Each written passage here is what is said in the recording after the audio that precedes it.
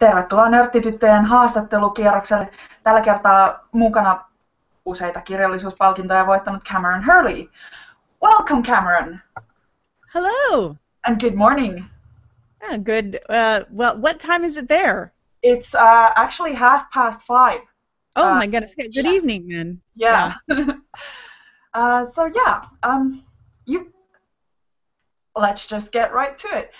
You've been in the publishing business for something like 7-8 years.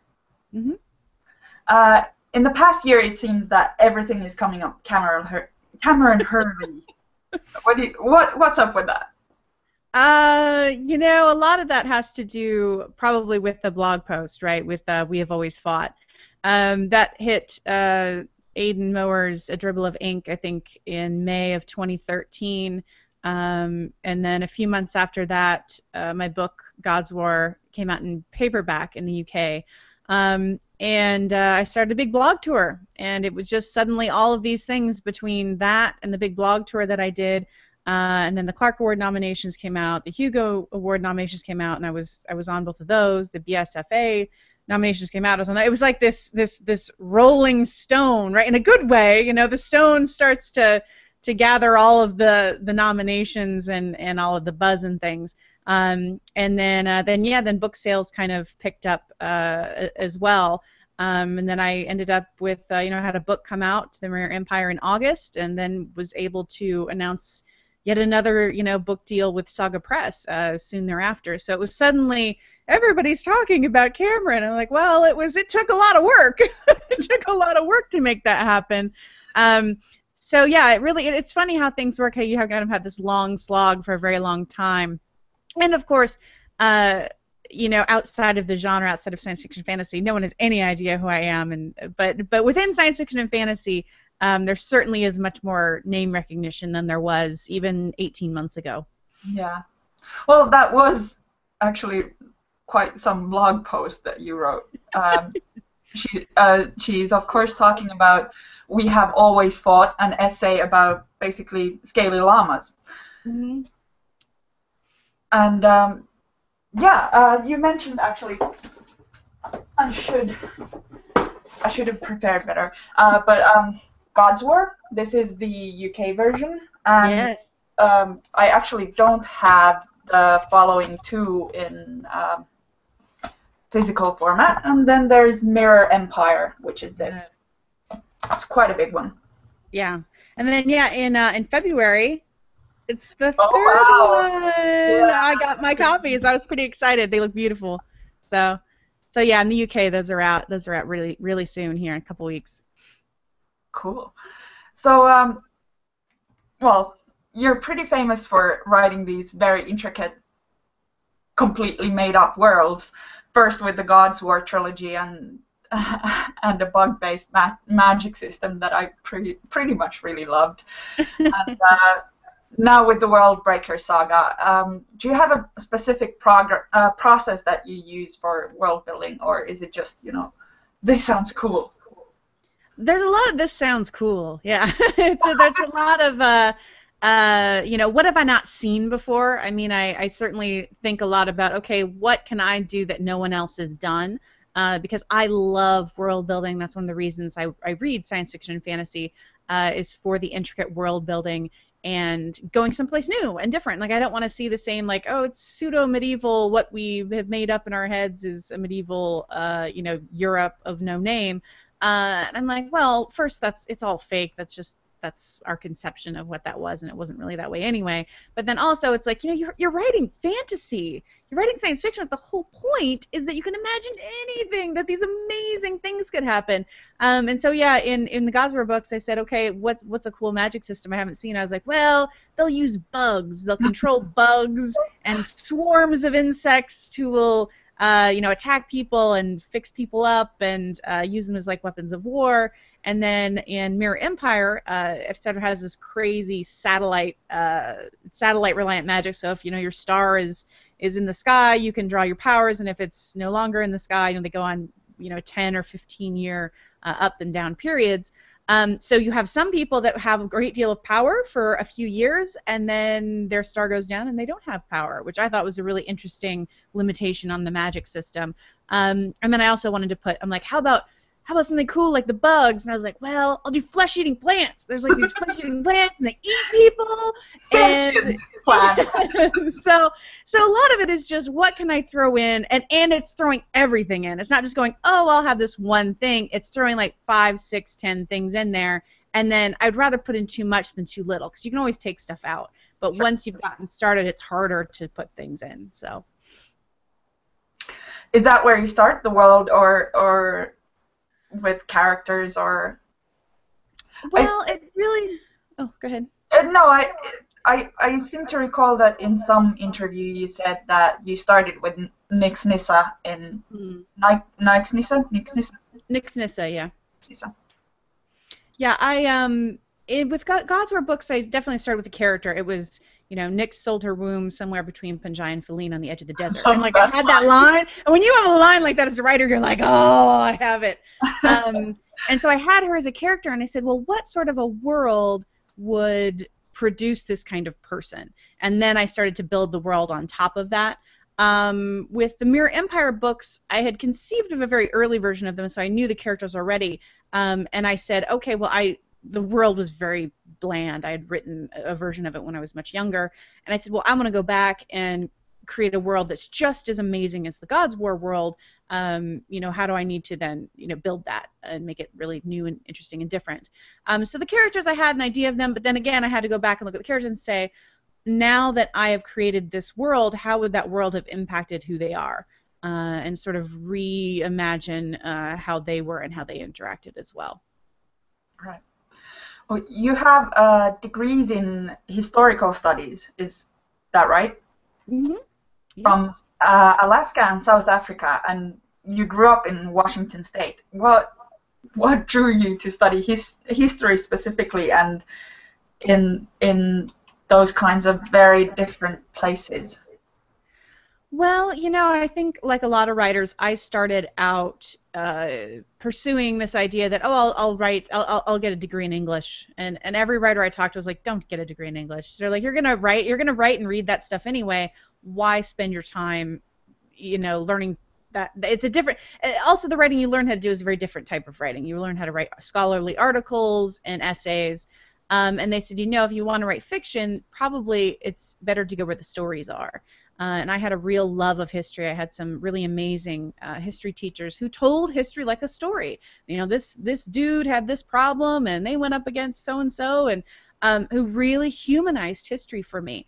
And I realized, as a fantasy and science fiction author, I could mine history for these really great ideas. And it seemed like I was brilliant when all I was doing was, taking these stories from history and reimagining them in different settings. So I realized it was giving me an incredible amount of material that, a degree in English really wouldn't, because what I'd be doing with a degree in English is just rewriting other people's stories, as opposed to going straight to the source of the stories. It's like you're dumbing down, what you're imagining. I said, if I go straight to the source, and I can take this and this and this and this, instead of like, I'm going to rewrite The Great Gatsby. Well, it's written. So I'd rather take lots of different things. So yeah, I got very interested in history and stories, and then when it came to studying in South Africa, when I was in Alaska, I got very interested in looking at race relations in the U.S. and then again in Southern Africa, and that just ended up being what my thesis was. I was looking at how the African National Congress actually recruited women and young people as sort of, weapons against the state, and radicalized people to, go up against apartheid. And I had a friend who actually lived in Durban, South Africa, who said, if this really interests you, you should probably come here to do your master's work. And I'm like, that sounds great. I'll go to a foreign country and it'll be fabulous. And it was a really great time. And I learned an incredible amount, and it taught me a lot about my own country and my own culture, right? Because there are lots of things that you don't see because you've been raised in it that you see much more clearly when you live abroad for a time. So that was a really, really great learning experience for me. Wow. Well, obviously it affects what you write, but does it do your studies affect how you write? That's a really good question. No one's asked me that question before. I think to some extent, actually, it does. And I kind of look at myself as a new weird, grim dark sort of. I'm a grim weird writer. So what I took from that was, I had read a lot of things about bodies and conceptions of gender, and Michel Foucault, and all these authors that I had to read for the historical stuff that I don't think I would have read, and gotten these concepts that I don't think I would have even considered if I hadn't been doing this academic work. And I think that sometimes I feel and this is my preferred style. I don't write in a simplistic style. I think Mirror Empire tried to make it a little easier to read, but my style tends to be probably more obtuse than it needs to be, and maybe that's some of that comes from academic writing, but also certainly just like the breadth of texts and thought and approaches to war and conceptions of war absolutely has impacted all of the fiction that I write. So I think that it certainly has. There was a lot of cross pollination there that probably I didn't really see. Right. Since you have obviously thought about gender a lot, do you have any advice you would like to share for any younger geeks out there, and writers for that matter as well? Who want to write about gender? Anything. Just anything. Oh man.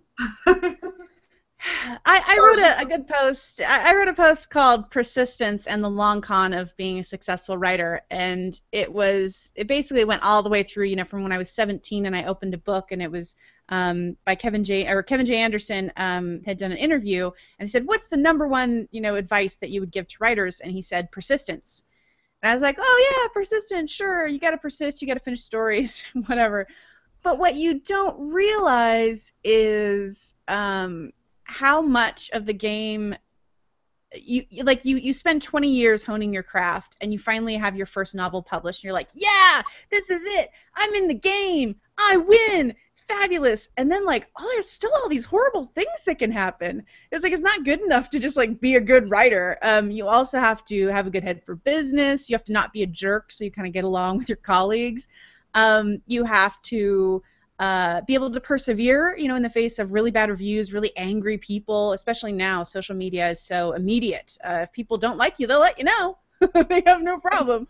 It's not just, there's a bad review in the New York Times. It's there's 3,000 people attacking you on Twitter. So it's very, very different. You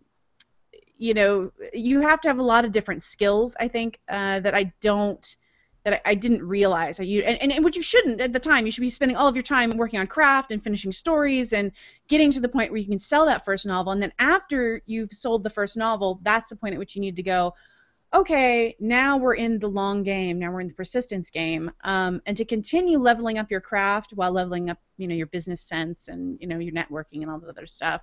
So a lot of this is, I tell people this who they want to go to the Clarion West Writing Workshop, which is like a boot camp for science fiction and fantasy, and they say, is it really worth it to go for those people who go and realize it isn't for them, right? This isn't something they want to do.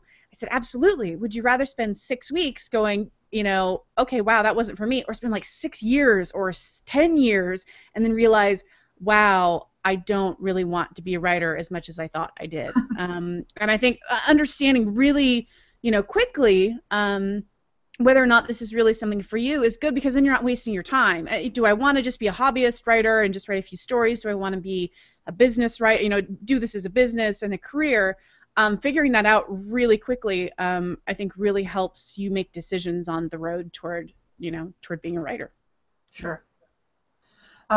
There's some amount of luck as well, isn't there? Yes. There's a tremendous amount of luck. I'd say 80% of it is luck. You only have to be this good. The sad part is there is a level of good, but once you hit that level of good, everything else is it's up to chance. It's luck and persistence mostly. Yeah, there was something with the Gods War.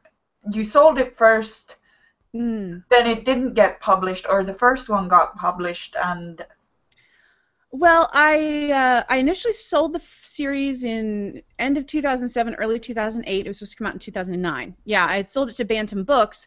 Unfortunately, this happened. It's called, Tim Pratt actually sent me the link. It's called Black Wednesday. It even has this name. It's called Black Wednesday in publishing because what happened in 2008 on Black Wednesday was a ton of publishers laid off a bunch of people. They canceled tons of contracts. Like it was a bloodbath. It was horrible. And my book got the Gosler books because they were not at the point where they were actually had been copy edited, but they hadn't been like laid out, did proofs and gone through the process. So they canceled all 3 books. They paid me anyway because they canceled it, and I was like, sure, that's fine. But it was kind of weird, right? Because I wrote these books when I was 27, and they didn't come out until I was 31, till 2011. So yeah, they were picked up by a smaller publisher, by Nightshade Books, and then Nightshade Books had its own problems, and I didn't get paid for the books forever, and anyway, we're still embroiled in things with that, right? That's the problem that never goes away. But yeah, it was a long road to publication. So. Well, your luck is certainly turning now. Oh. Did you already turn in the draft for Empire Ascendant? Yes, I did. I turned that in February 1st, and that comes out October 1st. That will be 3, 4, 5. That will be my 5th published book. So, yeah. And you're working on the space opera. I'm sorry. Yep. The Stars Are Legion. Very good. Yes. Yeah, I'm working on that one for Joe Monty at Saga Press. I actually just sent him a couple of introductory chapters for that one because we have lots of shenanigans we're getting up to with that one. We want that to be a little bit of a different book. So I actually just sent him some pages. It's just one book after another at this point. As soon as I turned it in, I think I got like a little bit of a break, but my break, quote unquote, was me actually just sitting down and outlining the book for a week, and then I went down and sat and wrote 4 different openings and sent the best 2 to Joe. So that was a light week for me. So yeah, can you talk about what you're working on right now? Yeah, The Stars Are Legion is, I think, Joe calls it, it's like Henry V aboard a Weyland-Yutani-sized spaceship, like from Alien. And it really is. It's like these crazy families battling it out, these 2 powerful families battling it out for control of the outer rim of a legion of world ships that have been hurtling through space for who knows how long.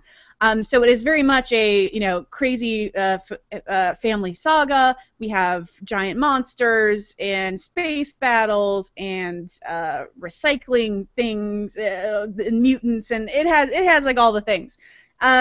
So that one's really fun, and that's a standalone, which is really nice. That's going to be the first. I initially wrote God's War as a standalone, thinking it wasn't going to get picked up for the other 2, but it's the first time where I've actually said, no, this is just a standalone. I really don't have a lot of interest in doing anything else. If it sold a bazillion copies and Joe said, oh, write another one, maybe I would, but it's probably the first one where I'm just like, no, this is like a break for me. This is like, we're going to just write a 1 book, a one-off. It will have a bunch of fun, and then I'll go off to the next thing. So then I have to write the 3rd book in the Mirror Empire saga right after that. So, sure. And then another book for Saga. So I'm contracted out pretty far at this point. Yeah. I think I remember you mentioning 2018. 2018. Yep. I know it seems like it's far away, but it's actually not, because I felt it was, that Legion was going to take forever. The Stars of Legion, it was going to be a while before I started it, and then immediately, then suddenly I turned in Mirror Empire Ascendant, and here we are already writing the next book. So it's going to go really fast. Wow. What else? I'm blanking. Sorry.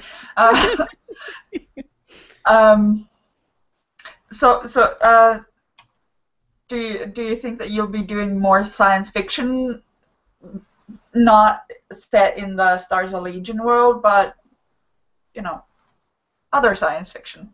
Yeah, I think so. What the deal that Joe had was at Saga Press was for the Stars Are Legion and an untitled science fiction novel, which again could be, you know, a sequel if we sell a bazillion copies, but if not, you know, could be anything. I have all sorts of different ideas. There's some near future, you know, science fiction thriller that I could do. Near future for me being like 300 years in the future, not like 30 years. I'm not one of those. I think 300 years is about as close as I can get to the future. So I think God's War is like 10,000 years in the future or something.